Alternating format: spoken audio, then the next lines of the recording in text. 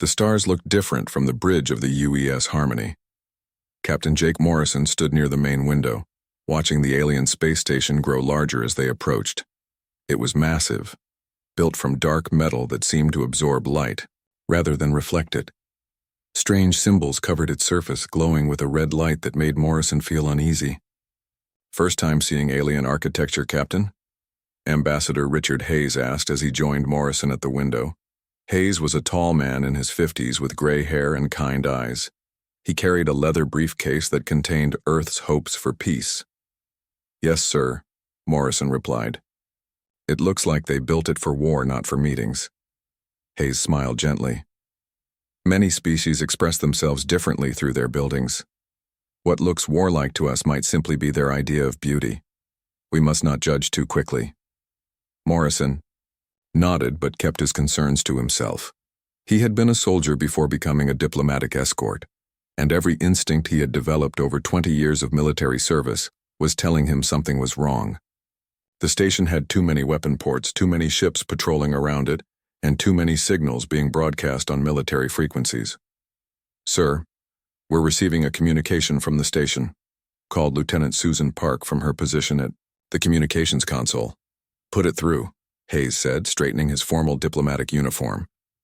The screen flickered and showed an alien face that made Morrison's hand instinctively move toward his sidearm. The creature looked like it had been designed for combat. Its skin was dark gray and covered with what appeared to be natural armor plates. Its eyes were small and bright yellow, and its mouth was filled with sharp teeth. Most disturbing were the scars that covered its face, obviously from battles. "Earth vessel," the alien said in heavily accented English. "I am Commander Zethkar of the Vorthak military caste.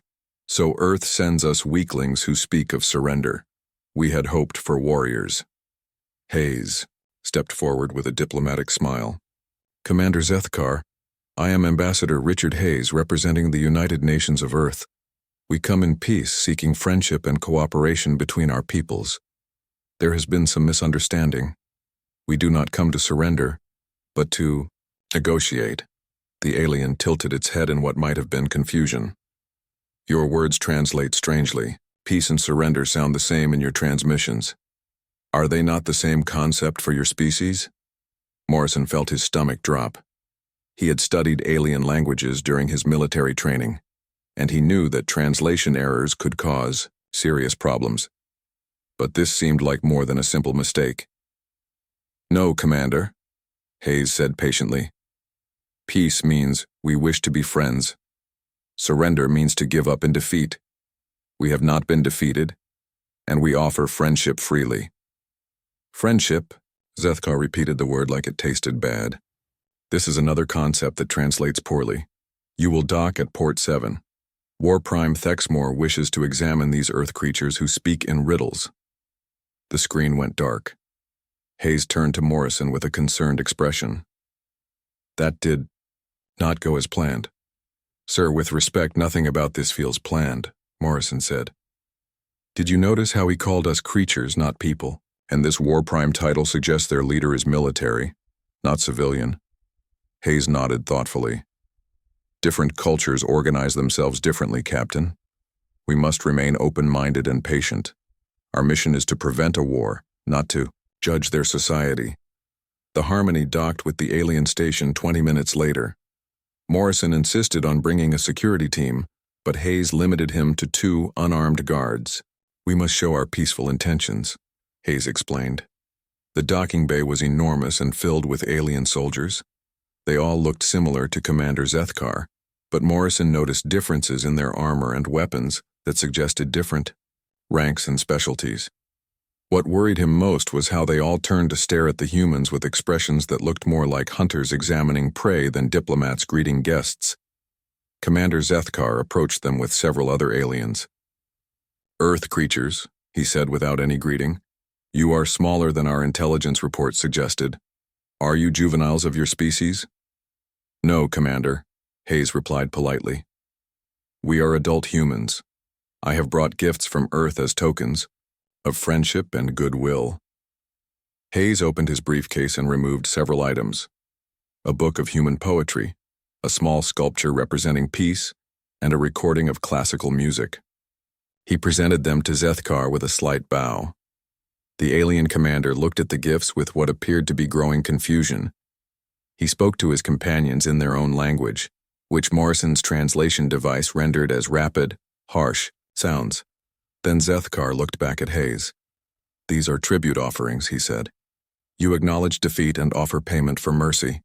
This is unexpected. Our scouts reported that your species might possess fighting capability." Hayes straightened quickly. "No, Commander, these are not tribute. These are gifts between equals, expressions of our culture and artistry. We offer them freely, not from defeat but from friendship." "Equals," Zethkar repeated. "Yet you bow your head and offer tribute. You speak softly and avoid eye contact. These are submission behaviors. Do you mock us with false weakness?" Morrison realized they were walking into a trap made of misunderstanding. Every human gesture of politeness and peace was being interpreted as surrender. He stepped slightly forward. "Commander, perhaps there is confusion in our translations.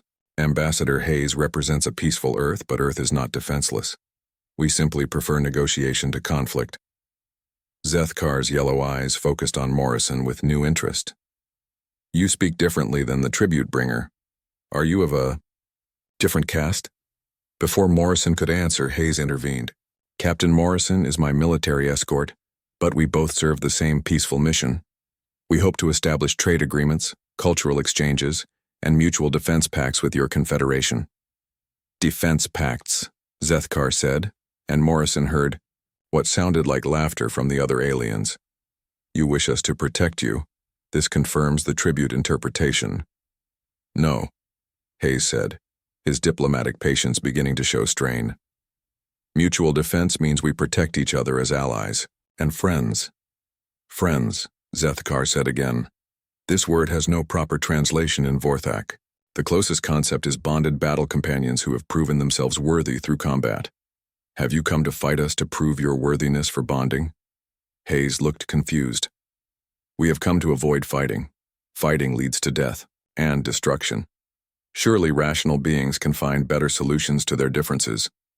Zethkar exchanged looks with his companions. When he turned back to the humans, his expression had changed to something Morrison recognized as disappointment. "Rational," the alien said. "You use this word to mean avoiding combat. In Vorthak understanding, avoiding necessary combat is irrational. Combat reveals truth, strength, and worthiness.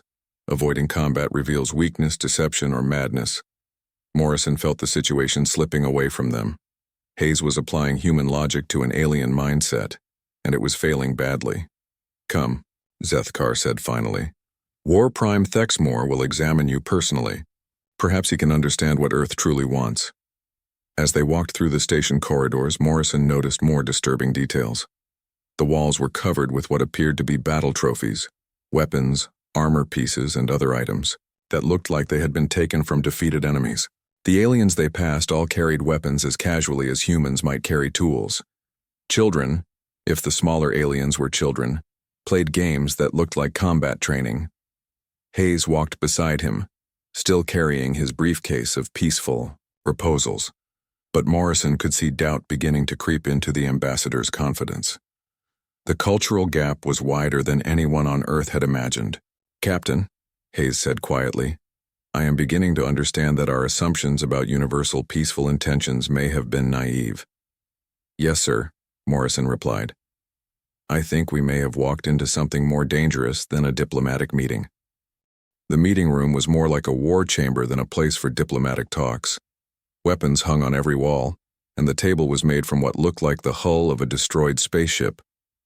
War Prime Thexmore sat at the head of the table, and he was even more intimidating than Commander Zethkar.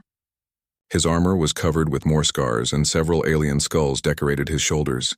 His yellow eyes studied the humans like a predator examining potential prey. "So these are the Earth creatures," Thexmore said in a voice that sounded like grinding metal. "They appear even weaker than our scouts reported. Tell me, small ones, where are your real representatives?" Ambassador Hayes stepped forward and placed his briefcase on the table. "War Prime Thexmore, I am Ambassador Richard Hayes, the official representative of Earth's government." We are honored to meet with you and hope to build a lasting friendship between our peoples. Thexmore looked at Hayes with what Morrison recognized as growing disgust. You speak of honor but show no signs of it. You claim to represent your people but carry no battle scars.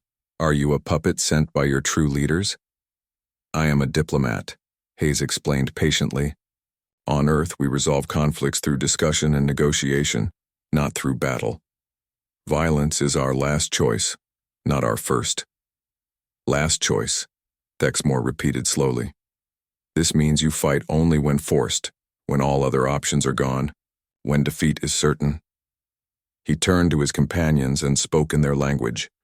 Morrison heard what sounded like disgusted clicking sounds from the other aliens. Hayes opened his briefcase and removed a tablet computer. Perhaps I can show you examples of human civilization and our achievements. This might help you understand our peaceful nature. The tablet displayed images of Earth's great cities, universities, hospitals, and cultural centers. Hayes narrated as the pictures changed, describing human art, science, and philosophy. He showed them recordings of the United Nations in session, people from different countries working together to solve problems. Thexmore watched in silence, but his expression grew more confused with each image. Finally, he held up one clawed hand to stop the presentation. These images show a slave species, he said. Where are your warriors? Where are your weapons? Where are the signs of conquest and dominance that mark a ruling race? We have no ruling race, Hayes said. Humans work together as equals. We have soldiers, but they serve to protect, not to conquer. Impossible, Zethkar interjected. Every species has a warrior caste that dominates the weak. If you have no warriors visible in your cities, then you are the weak caste. Who rules? You? Morrison saw Hayes struggling with the concept. The ambassador had spent his career assuming that all intelligent beings would eventually choose peaceful cooperation over conflict. He had never encountered a species that viewed peace as evidence of weakness or slavery. Let me try a different approach, Hayes said. He changed the display to show human sports and competitions. These images show human competitive spirit. We channel our aggressive instincts into games and contests rather than warfare. The effect was worse than before. Thexmore stood up so quickly that his chair crashed backward. The other aliens made sounds that Morrison's translator could not convert into words. You show us mockery, Thexmore growled. You play at war instead of conducting proper battle. This is worse than cowardice. This is madness. It's not mockery, Hayes protested. It's civilization. We have learned to compete without killing each other. Learned. Thexmore said the word like it was poisonous. You have been trained like domestic animals to suppress your warrior instincts. This proves our intelligence reports. Your species has been conquered and domesticated by hidden masters. Morrison realized that every attempt Hayes made to show human peaceful nature was making the situation worse. The Vorthak could not conceive of a species that chose peace from strength. In their minds, peace only existed when the weak submitted to the strong. War Prime, Morrison said, stepping forward. Perhaps there is another way to understand this situation. Thexmore turned his attention to Morrison. The escort speaks. Are you different from the tribute bearer? I am Captain Jake Morrison, formerly of Earth's military forces, now serving as diplomatic protection. I believe there may be translation problems that go deeper than simple language. Military forces, Thexmore said with the first sign of interest he had shown. Finally, a warrior caste representative. Tell me, warrior, why do you allow this weak one to speak for your people? Morrison felt the weight of the moment. Hayes was looking at him with alarm, clearly worried that Morrison might say something to damage their peaceful mission. But Morrison also understood that their current approach was leading toward disaster. On Earth, Morrison said carefully, we have learned that the strongest warriors are those who know when not to fight. Ambassador Hayes represents this wisdom. Wisdom, Thexmore repeated. Another concept that translates poorly. In Vorthak, understanding wisdom comes only through combat experience. How can one who avoids combat possess wisdom? Hayes stepped forward again. Perhaps I can explain our philosophy.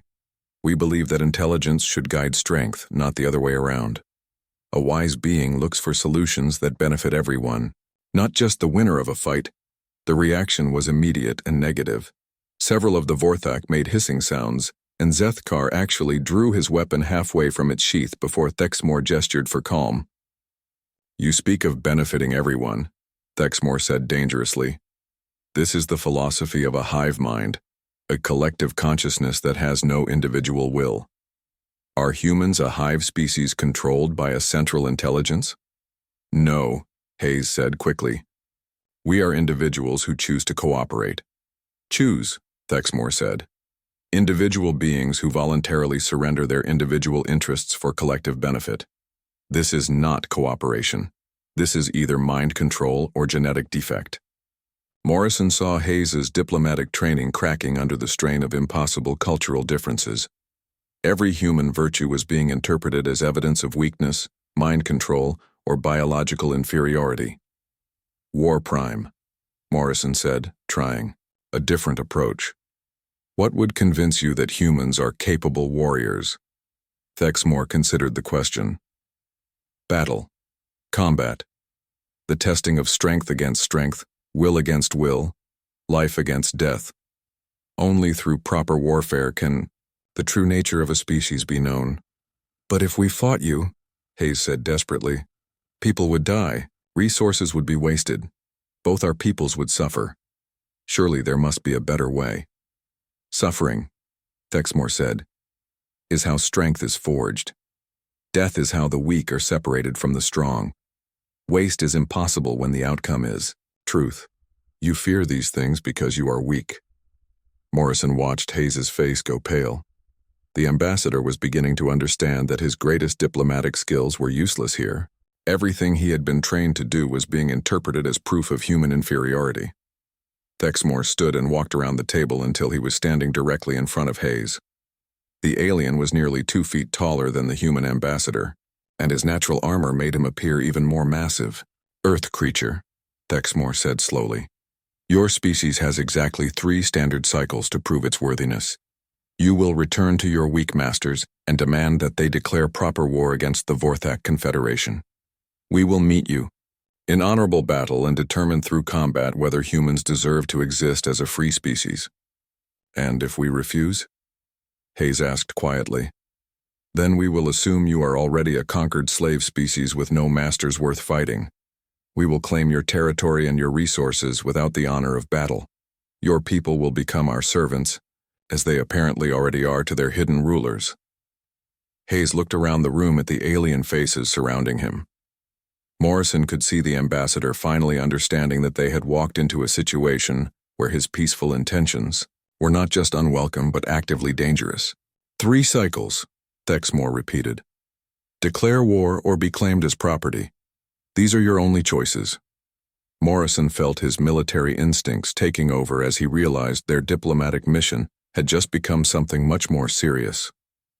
Earth was about to be forced into a war that no one wanted, with an enemy that viewed any attempt at peace as proof of weakness worth exploiting. Back aboard the UES Harmony, Ambassador Hayes sat in his quarters staring at the communication screen. The message from Earth Command was clear and final. President Collins herself had delivered it personally, her face grave but determined. "Ambassador Hayes, Earth's position remains unchanged. We will not be provoked into aggression by alien demands. Our policy of peaceful first contact stands firm. You are to continue diplomatic efforts and find a peaceful solution. Under no circumstances are you authorized to demonstrate military capabilities or make threats of any kind." Hayes turned off the screen and looked at Captain Morrison, who had been standing quietly by the door during the entire conversation. "They don't understand," Hayes said quietly. "Earth Command thinks this is just another diplomatic challenge. They believe that reasonable beings will eventually see the logic of peace." Morrison moved to the window and looked out at the alien station. Even from their docked position, he could see Vorthak warships moving in formation around the structure. More ships had arrived since their meeting with Thexmore, and all of them had weapons powered and ready.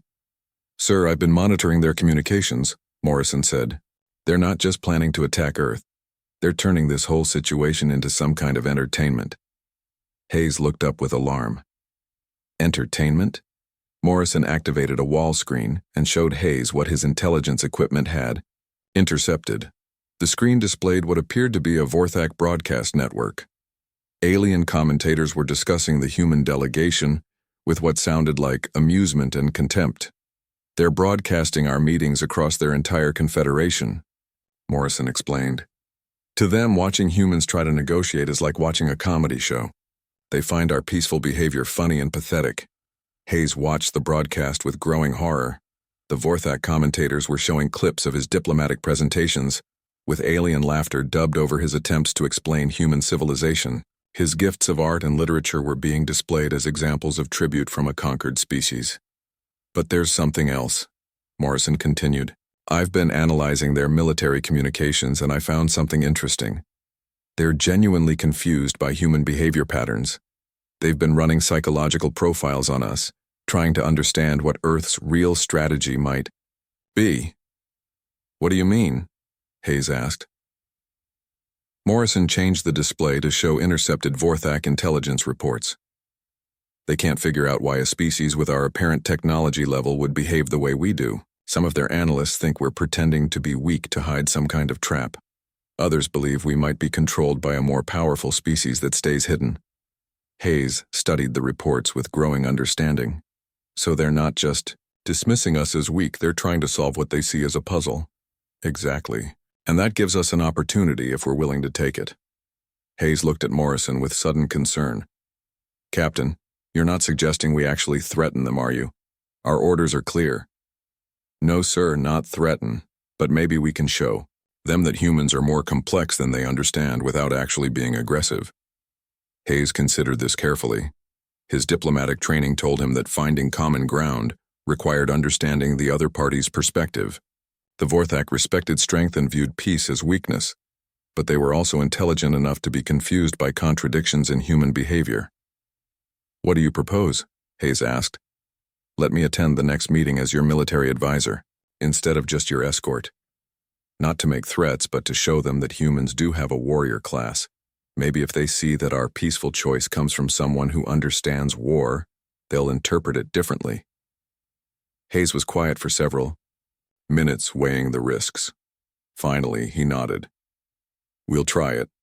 But Captain, you must remember that our mission is still peace.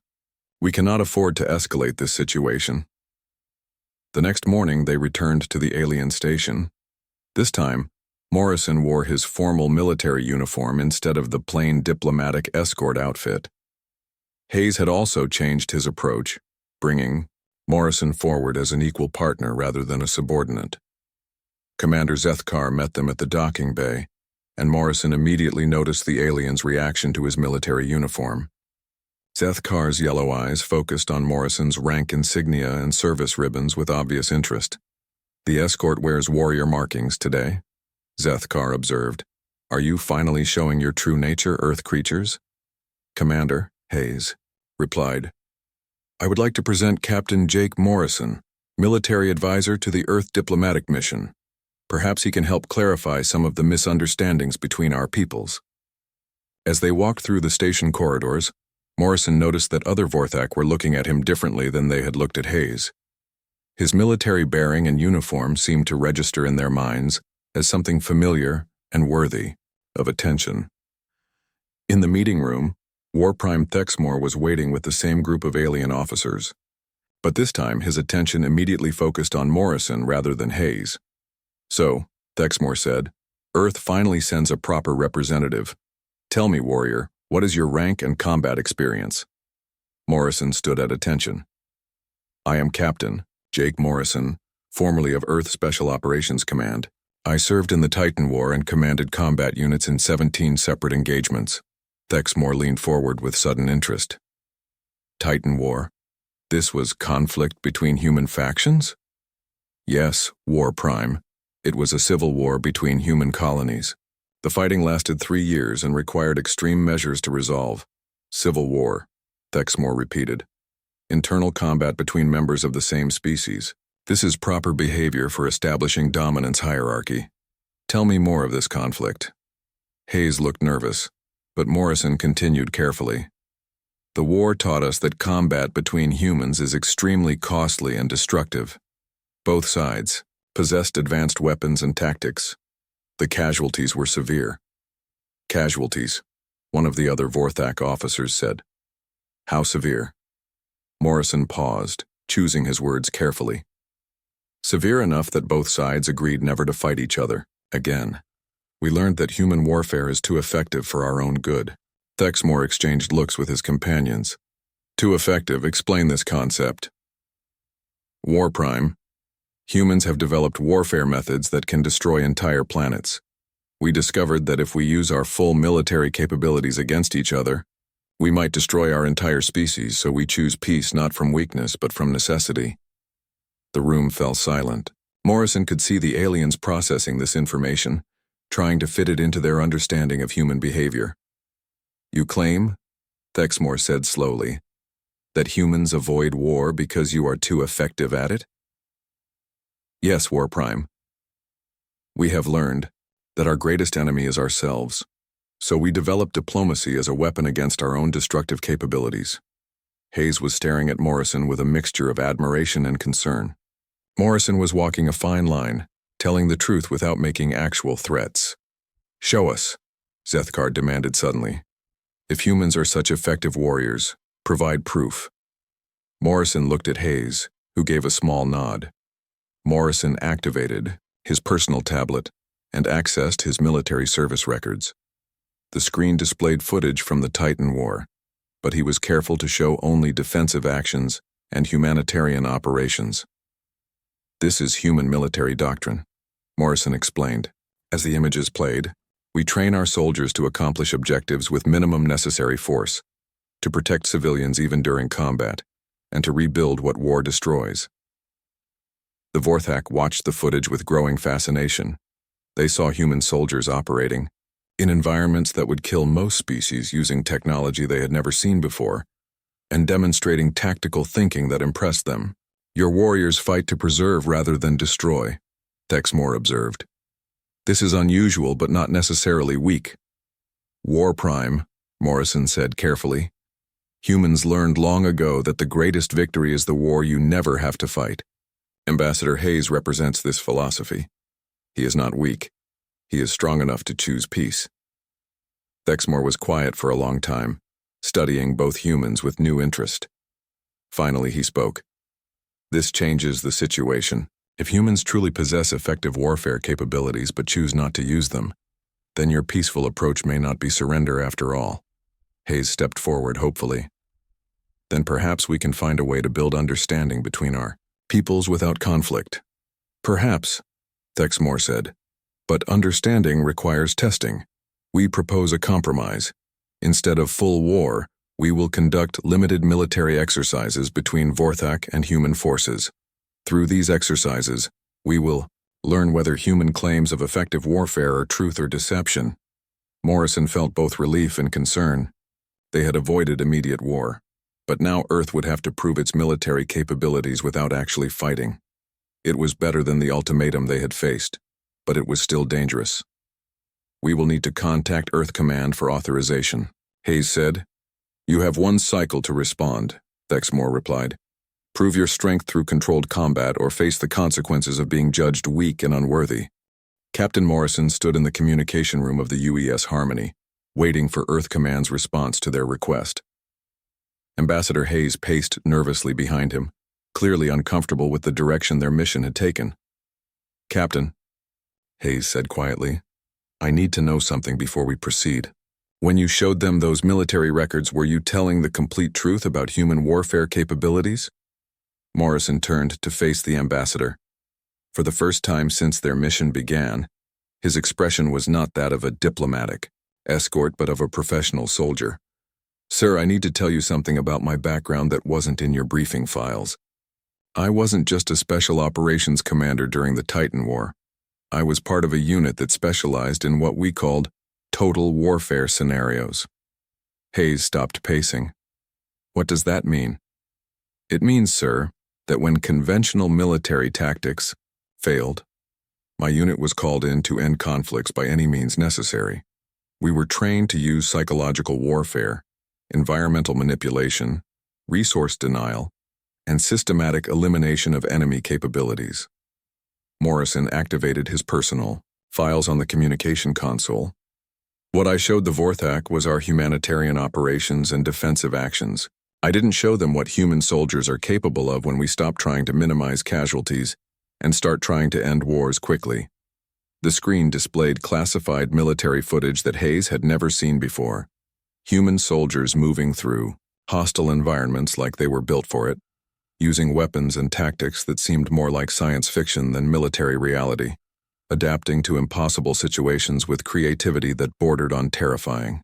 "My God," Hayes whispered. "This footage is from training exercises?" "No, sir," Morrison replied. "That was actual combat during the Titan War. The exercises we used for training were much harder." Hayes stared at the screen as Morrison showed him more footage. Human soldiers operating in the vacuum of space without bulky suits, using technology that could turn asteroids into weapons, coordinating attacks across light years of distance with precision that seemed impossible. "Captain, why didn't Earth Command include this information in my mission briefing?" Morrison was quiet for a moment before answering. "Because, sir, most of Earth's civilian leadership doesn't know these capabilities exist. After the Titan War ended, units like mine were quietly disbanded and our members were transferred to peaceful duties. The government decided that weapons, this effective, were too dangerous to keep active. But you still remember how to use them?" "Yes, sir. And so do about 50,000 other veterans scattered throughout Earth's military and civilian services. We were retrained as diplomats, engineers, teachers, and other peaceful professions. But the training never really goes away." Hayes sat down heavily in a chair. "So when you told the Vorthak that humans choose peace because we're too effective at war, you weren't exaggerating?"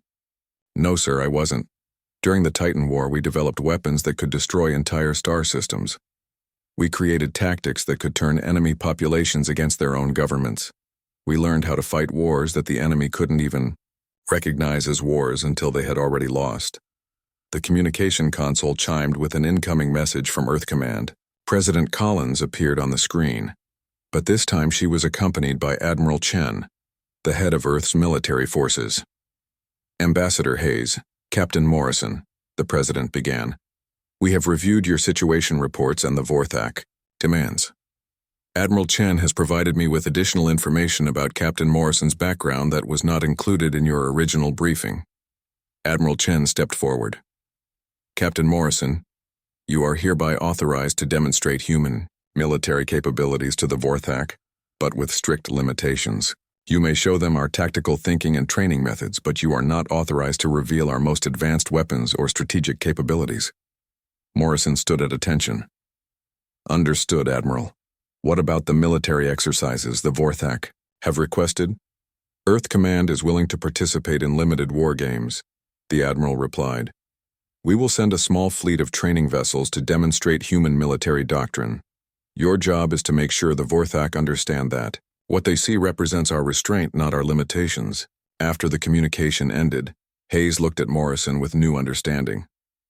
"So our entire diplomatic strategy has been backwards.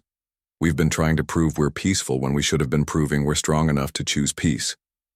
"Yes, sir. The Vorthak can't respect weakness, but they might respect controlled strength." Morrison requested a private meeting with War Prime Thexmore, and this time he went alone. When he entered the alien leader's private chamber, he moved with the confident bearing of a professional warrior rather than a diplomatic escort. "War Prime," Morrison said without any of the formal courtesies Hayes usually employed. "I need to have a direct conversation with you about what humans really are." Thexmore gestured for Morrison to sit across from him at a simple metal table. "Speak, human warrior. Your previous words have created much discussion among our military analysts. Everything Ambassador Hayes told you about human peaceful intentions was true. But what he didn't explain, because he doesn't fully understand it himself, is why humans prefer peace." Morrison activated his tablet and showed Thexmore new footage from his military service. This time, he didn't edit out the more disturbing elements. The screen showed human soldiers accomplishing impossible missions using tactics that blended advanced technology with psychological manipulation. This is human special operations doctrine, Morrison explained. We don't just fight our enemies. We study them, understand their weaknesses, and then systematically destroy their ability to resist. Thexmore leaned forward, studying the footage with professional interest. Your warriors use deception and misdirection as primary weapons. Among other things, we also use environmental warfare, economic disruption, and social engineering. A human special operations unit can destroy an enemy civilization without the enemy ever realizing they're under attack. Show me more, Thexmore demanded. Morrison displayed footage of human soldiers adapting to alien environments during training. Exercises. They moved through toxic atmospheres, extreme temperatures, and gravitational fields that would kill most known species. They used tools and weapons that seemed to reshape reality around them. War Prime. This represents our basic military training. What I'm showing you is what we teach to ordinary soldiers, not our elite units. Elite units, Thexmore repeated. What capabilities do your elite warriors possess? Morrison paused before answering. During the Titan War, my unit was tasked with ending a siege that had lasted for 6 months. The enemy had taken control of an entire planet and was using the civilian population as shields. Conventional warfare would have killed millions of innocent people. How did you resolve this? We didn't attack the planet. We attacked the enemy's home system, which was 30 light years away. We used psychological warfare techniques to convince their leadership that their own military was planning a coup. Within 2 weeks, their government collapsed, and they withdrew from the besieged planet. Thexmore stared at Morrison with what might have been respect or fear. You won a battle by fighting an entirely different war that your enemy didn't know existed. That's human warfare doctrine. We don't just defeat our enemies, we make them defeat themselves. And this is why your species chooses peace. Thexmore said slowly, because warfare conducted at this level of sophistication could destroy both victor and defeated. Exactly. We learned that human warfare is too effective for our own good, so we developed diplomacy as a way to resolve conflicts without using our full capabilities.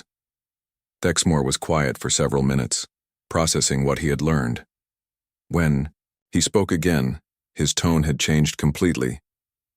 Captain Morrison, your species has confused us because you demonstrated intelligence that we associate with strength, but behaviors that we associate with weakness. Now I understand that these behaviors actually represent a form of strength we had not recognized. What form is that, War Prime? The strength to choose not to use power when you possess it. This is a concept that does not exist in Vorthak culture, but I am beginning to see its value. Morrison felt the conversation shifting in a positive direction for the first time since their mission began. War Prime, humans are willing to demonstrate our military capabilities through the exercises you requested. But I want you to understand that what you see will represent our restraint, not our limitations. I am beginning to understand this. Distinction, Thexmore replied. Perhaps there is wisdom in your approach that the Vorthak Confederation could learn from. And perhaps humans could learn from Vorthak directness and honor, Morrison replied. But that learning should happen through cooperation, not conquest. Thexmore nodded slowly. Arrange your military demonstration, Captain Morrison. I am eager to see how a species that fights wars without fighting conducts itself in battle. The Vorthak Command Center was filled with tension as War Prime Thexmore called together his senior officers. For 3 days, they had been debating what they had learned about human capabilities. The room buzzed with harsh alien voices arguing, in their native language. Commander Zethkar stood at the center of the debate, his scarred face showing confusion. War Prime, this human Morrison has shown us combat footage that makes no sense according to our understanding of warfare. How can a species be so effective at battle yet choose to avoid it? That is exactly what we must understand, Thexmore replied. For the first time in Confederation history, we have encountered a species that chooses peace from strength rather than weakness. Our entire cultural framework has no place for this concept. General Korthvas, the oldest officer present, spoke with the authority of many battles. Perhaps this is deception. Perhaps these humans are trying to confuse us with false displays. Of capability. Possible, Thexmore agreed. That is why we will test them through military exercises. If their claims are true, we will learn from them. If they are false, we will crush them as planned. 3 days later, the joint military exercises began in a neutral star system between human and Vorthak space. Earth had sent a small fleet of training vessels commanded by Admiral Sarah Blake, a veteran officer who had served alongside Morrison during the Titan War. The Vorthak brought a comparable force of their newest warships. Morrison and Hayes observed the exercises from the command bridge of the UES Determination. Ambassador Hayes watched nervously as human and alien ships maneuvered in complex formations around a series of asteroid fields that would serve as the exercise battlefield. "Captain," Hayes said quietly, "I still don't understand how military exercises are supposed to lead to peace." Morrison studied the tactical displays showing both fleets positioning themselves for the first exercise scenario. "Sir, the Vorthak need to understand that human peace comes from choice, not necessity. The only way they can believe that is if they see our capabilities for themselves." Admiral Blake's voice came over the communication system. "All ships, commence Exercise Alpha. Scenario: rescue of civilian population from hostile asteroid base." What happened next amazed the Vorthak observers. Instead of charging toward the target asteroid with weapons blazing, the human ships split into multiple groups. Some ships began mining operations on nearby asteroids, others deployed what appeared to be medical facilities, and still others started broadcasting messages in multiple alien languages. "What are they doing?" Commander Zethkar asked in confusion. "This is not military action," Morrison explained over the communication link. "Human military doctrine teaches that every combat situation has non-combat solutions. Before attacking the asteroid base, our ships are preparing alternative evacuation routes, medical treatment for casualties, and communication channels to negotiate civilian release." The exercise continued for 6 hours. The human ships demonstrated tactics the Vorthak had never seen before. They used precision strikes to disable enemy weapons without destroying the base structure. They deployed robots that could rescue civilians from collapsed buildings. They even managed to turn some of the simulated enemy forces against each other through psychological manipulation. When the exercise ended, the Vorthak were silent for several minutes. "Your ships accomplished the mission objective with 0 civilian casualties and minimal destruction of infrastructure," Thexmore finally said. "How is this possible?" Admiral Blake answered from her flagship. "Warprime human military training emphasizes that the purpose of warfare is to achieve political objectives, not to cause destruction. We fight to build, not to destroy." "Build," Thexmore repeated. "Explain this concept." "Every human military operation includes post-conflict reconstruction planning. We train our soldiers to be engineers, doctors, and diplomats as well as warriors. The goal is to create a better situation than existed before the conflict began." The exercises continued for 2 weeks. Each scenario demonstrated different aspects of human military thinking. The Vorthak watched in fascination as human forces showed them techniques they had never imagined, turning enemies into allies through calculated displays of mercy, achieving strategic objectives without traditional battles, and using minimal force to create maximum psychological impact. But the exercises also taught humans about Vorthak capabilities. Morrison was impressed by their honor-based combat systems, their incredible individual fighting skills, and their absolute loyalty to their commanders. The Vorthak fought with a directness and courage that human forces could learn from. During the final exercise, something unexpected happened. A real emergency occurred when a civilian transport ship suffered critical system failures near the exercise area. Both human and Vorthak forces immediately abandoned their war games to respond to the crisis. Morrison watched from the command bridge as human and alien ships worked together to save the transport. Human ships provided advanced medical equipment and rescue technology, while Vorthak ships used their superior engines to tow the damaged vessel to safety. The cooperation was natural and effective. "Look at that," Hayes said with wonder. "They're working together like they've been allies for years." When the rescue was complete, Warprime Thexmore requested a final meeting with Morrison and Hayes. This time, the alien leader came aboard the human ship instead of requiring the humans to visit the Vorthak station. The meeting took place in the UES Determination's main conference room. Thexmore entered without his usual escort of armed guards, a gesture of trust that Morrison recognized as significant. "Captain Morrison, Ambassador Hayes," Thexmore began. "These exercises have taught the Vorthak Confederation something important about the nature of strength and weakness." "What have you learned, War Prime?" Hayes asked. "We have learned that true strength is not the ability to destroy, but the wisdom to know when destruction is necessary and when it is not. Your species has mastered this wisdom in ways that ours has not." Morrison nodded respectfully. "And we have learned from your people as well, War Prime. Vorthak honor and directness in combat are qualities that human forces could benefit from understanding." "This brings me to my proposal," Thexmore continued. "The Vorthak Confederation no longer views Earth as a target for conquest. Instead, we wish to propose a different relationship." Hayes leaned forward with interest. "What kind of relationship?" "A teaching exchange. Vorthak warriors would learn human tactical flexibility and post-conflict reconstruction techniques. Human warriors would learn Vorthak combat honor and individual fighting methods. Both species would become stronger through this cooperation." Morrison felt a sense of accomplishment that went beyond successful diplomacy. "War Prime, that sounds like the foundation for a lasting alliance." "More than alliance," Thexmore replied. "Partnership between equals who respect each other's strengths. The Confederation has never encountered a species that could teach us new concepts of strength.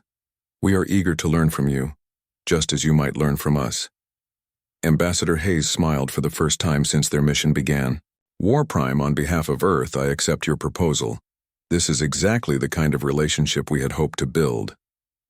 "But," Thexmore added with what might have been alien humor, "our future cooperation will be conducted through strength-based frameworks. Vorthak culture cannot change overnight, but we can learn to express friendship through demonstrations of mutual capability rather than mutual vulnerability." Morrison understood perfectly.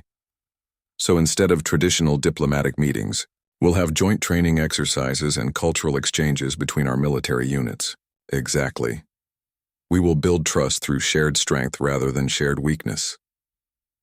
6 months later, Morrison stood on the bridge of a new type of vessel, a joint human Vorthak exploration ship called the UES VCS Harmony.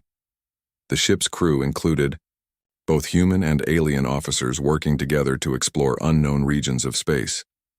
Ambassador Hayes had returned to Earth to establish the new diplomatic protocols for strength-based relationships with warrior cultures. He had become something unprecedented, a peaceful diplomat who understood that sometimes peace required demonstrating the capacity for war. Morrison had accepted a new position as the first human military cultural liaison, responsible for building relationships with species that viewed strength and peace as inseparable concepts. His success with the Vorthak had opened Earth's eyes to the fact that not all aliens would respond to traditional peaceful diplomacy. As he watched human and Vorthak officers coordinate their duties with professional respect, Morrison reflected on what they had accomplished. They had prevented a war not by avoiding conflict, but by demonstrating that humans were strong enough to choose peace and wise enough to know when that choice was possible. War Prime. Thexmore approached Morrison on the bridge, now wearing a modified uniform that combined Vorthak military honors with human diplomatic insignia. "Captain Morrison," Thexmore said, "your species continues to surprise us. Today our joint exploration team discovered 3 new star systems, and instead of arguing over who claims them, your people immediately suggested shared research colonies." Morrison smiled. "War Prime. That's what happens when strong species choose to build together instead of fight each other."